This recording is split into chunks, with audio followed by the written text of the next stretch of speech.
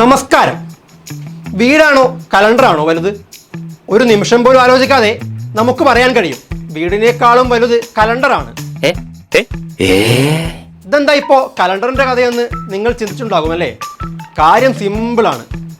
നമ്മളെ വയനാടിന്റെ സ്വന്തം MP ഉണ്ടല്ലോ, പ്രിയങ്ക ഗാന്ധി, വയനാട്ടുകാർക്കായി ഒരു കിടിലൻ കിടിലൻ കലണ്ടർ ഇറക്കിയിരിക്കുകയാണ്. ഒരു നിത്യോപയോഗ സാധനം for ladies and gents. Bombay, Calcutta, Ahmedabad എന്നിവിടങ്ങളിലെ മില്ലുകളിൽ നിന്നുള്ള നേരിട്ടുള്ള സപ്ലൈ. ആദായ വിൽപ്പന, സൗജന്യ വിൽപ്പനയില്ല. സഹോദരി സഹോദരന്മാരെ, ഓരോ പീസുകൾ എടുക്കൂ.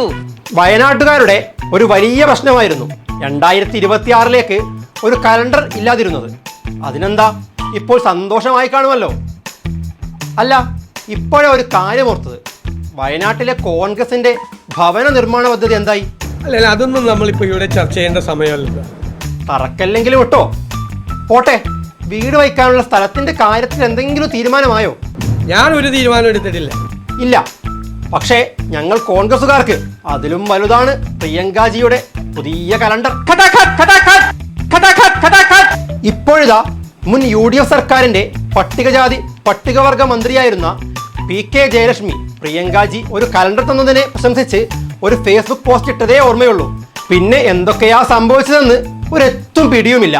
PK ജയലക്ഷ്മി ആകട്ടെ MP എന്തോ വലിയ കാര്യം വയനാടിനായി ചെയ്തു എന്ന തരത്തിലാണ് ഫേസ്ബുക്കിൽ ഒരു കുറിപ്പ് എഴുതിയത്. പിന്നെ അതിൻ്റെ കമൻറ്റ് ബോക്സ് നിറയെ പരിഹസിച്ചുള്ള കമൻറ്റുകൾ. കലണ്ടർ കൂടി കിട്ടിയപ്പോഴാണ് വയനാടിൻ്റെ മനസ്സ് നിറഞ്ഞത് എന്നാണ് കമൻറ്റുകൾ പറയുന്നത്. അപ്പോഴും മനസ്സിലാകാത്തത് മറ്റൊരു കാര്യമാണ്. വയനാടിൻ്റെ പ്രമേയമാണ് കലണ്ടറുകൾ എന്ന് പറയുമ്പോഴും ഈ തുലാഭാരമൊക്കെ എപ്പോഴാണ് വയനാടിൻ്റെ പ്രമേയമായത്? വയനാടിൻ്റെ വികസനവുമായി ബന്ധപ്പെട്ട് വയനാട് MP പ്രിയങ്കാജി ഇറക്കിയ കലണ്ടറിൽ രാമേട്ടൻ്റെ ചായക്കട വിത്ത് ഉണ്ടംപൊരി, അസർഫിൻ്റെ ബേക്കറി വിത്ത് മുട്ടപ്പപ്സ്, ജോസേട്ടൻ്റെ തട്ടുകട വിത്ത് പുട്ടും ബീഫും, യാദൃച്ഛികമായി കണ്ടുമുട്ടുന്ന സ്കൂൾ കുട്ടികൾ വിത്ത് യൂണിഫോം, അങ്ങനെ വയനാടൻ പ്രമേയത്തിന്റെ പെരുമഴയാണ്. ശ്രീമതി പ്രിയങ്ക ഗാന്ധി വയനാട് പാർലമെന്റ് നടത്തിയ യാത്രകളുടെയും അനുഭവങ്ങളുടെയും ഒക്കെ മനോഹരമായ ചിത്രങ്ങളോട് കൂടിയ കലണ്ടറാണ് ഇത്തവണ പ്രസിദ്ധീകരിച്ചിട്ടുള്ളത്. അല്ല, അപ്പോ വയനാട്ടിൽ നിർമ്മിച്ചു കൊടുക്കുമെന്ന് പറഞ്ഞ 100 വീട്? അല്ലെങ്കിലും വീടൊക്കെ എന്തിനാ അല്ലേ? നമുക്ക് കിടിലൻ കലണ്ടർ ഉണ്ടല്ലോ, ഇത് പോരെ?